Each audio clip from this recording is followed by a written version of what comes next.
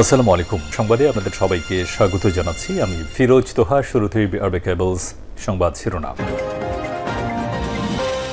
বাংলাদেশের সর্বশেষ গুরুত্বপূর্ণ আপডেট সংবাদে আপনাকে স্বাগত। শুরুতেই সংবাদ শিরোনাম, পরে বিস্তারিত। শুরুতেই জানাবো, শান্তিপূর্ণ নির্বাচন অনুষ্ঠানে পুলিশকে প্রস্তুতি নিতে প্রধান উপদেষ্টার নির্দেশনা। আগামীতে শান্তিপূর্ণ নির্বাচন অনুষ্ঠানের জন্য পুলিশের প্রস্তুতি ও করণীয় সম্পর্কে এখন থেকেই উদ্যোগ নিতে নির্দেশ দিয়েছেন প্রধান উপদেষ্টা অধ্যাপক ডক্টর মোহাম্মদ ইউনূস। বুধবার স্বরাষ্ট্র উপদেষ্টা সহ সংশ্লিষ্টদের সঙ্গে এক আলোচনা সভায় তিনি এই নির্দেশনা দেন। এরপর জানাবো, বিএনপি নেতা সারের গোদামে ভ্রাম্যমাণ আদালতের অভিযান, জরিমানা।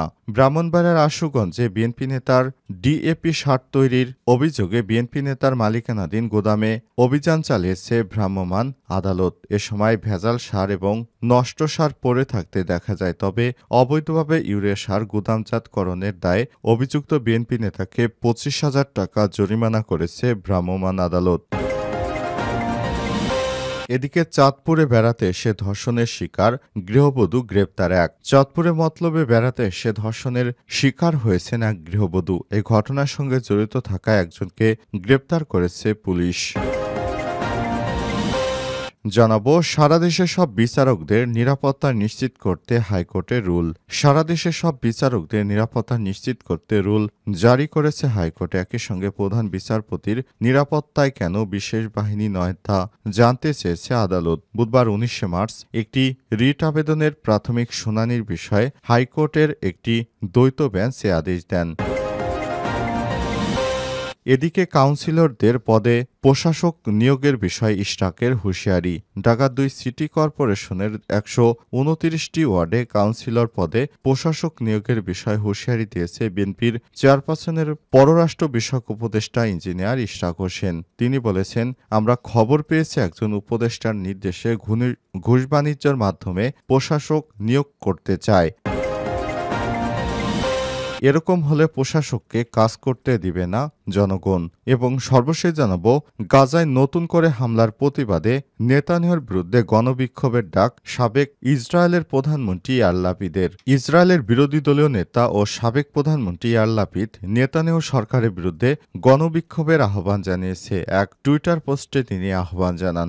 ইসরায়েল বিরোধী নেতা ও সাবেক প্রধানমন্ত্রী ইয়ার লাপিদ গাজায় যুদ্ধ পুনরায় শুরু করার পর নেতানিয়াহু সরকারের বিরুদ্ধে গণবিক্ষোভের আহ্বান জানিয়েছে। অভিযোগ করেছে ইসরায়েল সরকারের কোনো রেড লাইন নেই। প্রিয় দর্শক, এতক্ষণ শুনছিলেন সংবাদ শিরোনাম, এবারে বিস্তারিত। তবে তার আগে বন্ধুরা, অনুরোধ থাকবে সংবাদটিতে একটি লাইক দিন। এই চ্যানেলে আপনি নতুন হয়ে থাকলে আমাদের সংবাদটি দেখতে দেখতে চ্যানেলটি সাবস্ক্রাইব করে রাখুন। কমেন্ট করে আপনার মূল্যবান মতামত জানিয়ে দিন আপনি বিশ্বের কোন দেশ থেকে বা বাংলাদেশের কোন স্থান থেকে আমাদের সংবাদটি দেখছেন এবং শুনছেন। এবারে বিস্তারিত। শান্তিপূর্ণ নির্বাচন অনুষ্ঠানে পুলিশকে প্রস্তুতি নিতে প্রধান উপদেষ্টার নির্দেশনা। শান্তিপূর্ণ নির্বাচন অনুষ্ঠানের জন্য বাংলাদেশ পুলিশকে এখন থেকেই করণীয় নির্ধারণ করতে উদ্যোগ নিতে নির্দেশনা দিয়েছেন প্রধান উপদেষ্টা অধ্যাপক ডক্টর মোহাম্মদ ইউনূস। স্বরাষ্ট্র উপদেষ্টা সহ সংশ্লিষ্টদের সঙ্গে এক আলোচনায় সভায় নির্দেশনা দেন তিনি। প্রধান উপদেষ্টার প্রেস উইং এক সংবাদ বিজ্ঞপ্তিতে এই তথ্য নিশ্চিত করেছে। 17 মার্চ মাঠ পর্যায়ে পুলিশ কর্মকর্তাদের সঙ্গে প্রধান উপদেষ্টার বৈঠকে পুলিশ সদস্যদের দাবি দেওয়া পূরণে করণীয় ঠিক করতে গতকাল বুধবার এই সভা অনুষ্ঠিত হয়। সভায় প্রধান উপদেষ্টা পুলিশ সদস্যদের সমাধানে কয়েকটি নির্দেশনা দেন। এগুলো হলো, ঝুঁকি ভাতার প্রচলিত সিলিং তুলে দেওয়ার বিষয়টি বিবেচনা করা, পুলিশের জন্য নতুন 364টি পিকআপ, 140টি পিজন ভ্যান কেনার উদ্যোগ নেওয়া, পুলিশের চলমান নির্মাণ প্রকল্পে যেগুলো কাজ 70% নিচে সম্পাদিত হয়েছে সেগুলো অর্থ ছাড় করা, ভাড়াকৃত ভবনে অবস্থিত 65টি থানার জমি অধিগ্রহণের জন্য অর্থ ছাড় করা এবং পুলিশের এসআই এএসআই র্যাঙ্কের মোটরসাইকেল কেনার জন্য সুদমুক্ত ঋণের বিষয়টি বিবেচনা করা। প্রধান উপদেষ্টা জানান, কর্মসম্পাদনের ফলাফলের ভিত্তিতে জেলা পুলিশকে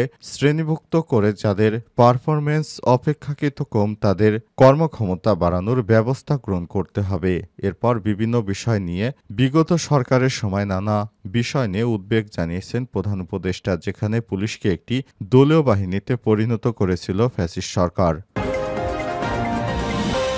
বিএনপি নেতা সারের গুদামে ভোক্তার অভিযান, 25,000 টাকা জরিমানা। ব্রাহ্মণবাড়িয়ার আশুগঞ্জ সরাইলে অবৈধভাবে ভেজাল ডিএপি সার তৈরির অভিযোগে বিএনপি নেতার মালিকানাধীন গোদামে অভিযান চালিয়ে ভ্রাম্যমাণ আদালত এ সময় 25,000 টাকা জরিমানা করেছে। এ সময় গুদামে অনেক নষ্ট সার পড়ে থাকতে দেখা যায়। তবে অবৈধভাবে ইউরিয়া সার গুদামজাতকরণের কারণে বিএনপি নেতাকে এই জরিমানা করা হয়েছে। বুধবার 19 মার্চ দুপুরে আশুগঞ্জ উপজেলা বাহাদারপুর উপজেলা বিএনপির সাংগঠনিক সম্পাদক কামাল হোসেন জয়ের মালিকানাধীন মেসার্স করিম এন্টারপ্রাইজের গুদামে এই অভিযান চালানো হয়। ব্রাহ্মণবাড়িয়া সহকারী commissioner executive magistrate Muntaha Tasnim মৌরর নেতৃত্বে অভিযানে অংশ নেন সহকারী commissioner executive magistrate Mohammad Shariful Islam ও সৈকত ভট্টাচার্য। এ সময় ব্রাহ্মণবাড়িয়া জেলা কৃষি সম্প্রসারণ অফিসে সহকারী উপপরিচালক শারমিন জুই, আশুগঞ্জ উপজেলা কৃষি অফিসার মোহাম্মদ হাসিব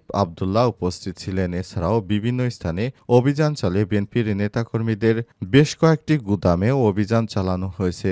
সেখান থেকে অবৈধ বিভিন্ন সার এবং ভেজাল ওষুধপত্র সহ নানা কৃষি সামগ্রী জব্দ করা হয়েছে। গোপন সংবাদের ভিত্তিতে বিএনপির নেতার এই গুদামে অভিযান চালায় ভ্রাম্যমাণ আদালত। এরপরই তাকেই জরিমানার আওতায় নিয়ে আসা হয়। জানা গেছে কৃষকদের সঙ্গে প্রতারণা শুরু করেছে। এরই মধ্যে বিএনপির এই নেতা তার গুদামে ভেজাল ওষুধ ও কীটনাশকের পাশাপাশি এই সারগুলো দীর্ঘদিন ধরে ভেজাল অবস্থায় পড়েছিল, সেগুলো এখন বাজারজাত করার চেষ্টা করছিল। বিএনপির নেতারা রাজনৈতিক সুবিধা নিয়ে কাজগুলো করার চেষ্টা করছিল। তবে ভোক্তা অধিদপ্তরের কর্মকর্তারা বিষয়টি টের পেয়ে অভিযানে নামেন এবং এদেরকে জরিমানা করতে বাধ্য হয়। চাঁদপুরে বেড়াতে এসে ধর্ষণের শিকার গৃহবধূ আটক এক। চাঁদপুরে মতলবে বেড়াতে এসে ধর্ষণের শিকার হয়েছেন এক গৃহবধূ। এই ঘটনায় একজনকে গ্রেপ্তার করেছে আইন শৃঙ্খলা রক্ষাকারী বাহিনীর সদস্যরা। জানা গেছে গত 17 মার্চ ওই গৃহবধূ বেড়াতে আসেন এবং সেখানে আত্মীয়ের বাসা থেকে তিনি ধর্ষণের শিকার হন। পুলিশ সূত্র থেকে জানা গেছে রাত 12:15টায় প্রাকৃতির ডাকে সাড়া দিতে ঘরের বাইরে যান বেড়াতে আসা গৃহবধূ 35। স্থানীয় ও ভিকটিম সূত্র থেকে জানা গেছে ভিকটিম নারী মিঠুরকান্দি গ্রামের মুক্তা মনিকে গত 1 বছর আগে টাকা ধার দেয়। ওই টাকা নেওয়ার জন্য ওই দিন বিকেলে ভিকটিম ওই বাড়িতে আসেন। সন্ধ্যা ঘনিয়ে আসলে ভিকটিমকে যেতে না দিয়ে থেকে যাওয়ার জন্য অনুরোধ করে ভিকটিম।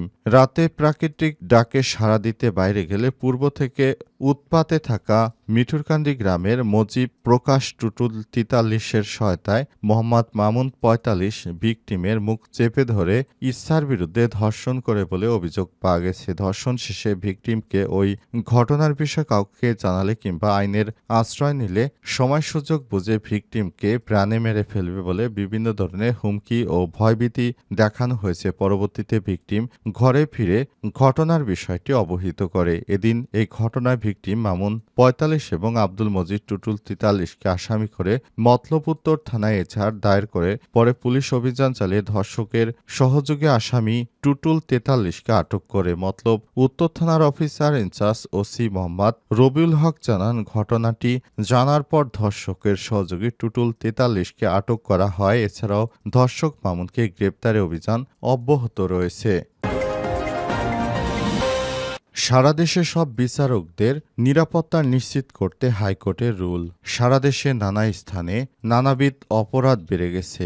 এ অবস্থায় বিচারকদের নিরাপত্তা নিশ্চিত করতে হাইকোর্টের রুল জারি করা হয়েছে। এছাড়াও প্রধান বিচারপতি সৈয়দ রেফাত আহমেদকে কেন আলাদাভাবে নিরাপত্তা দেয়া হবে না এ বিষয়ে একটি রুল জারি করা হয়েছে।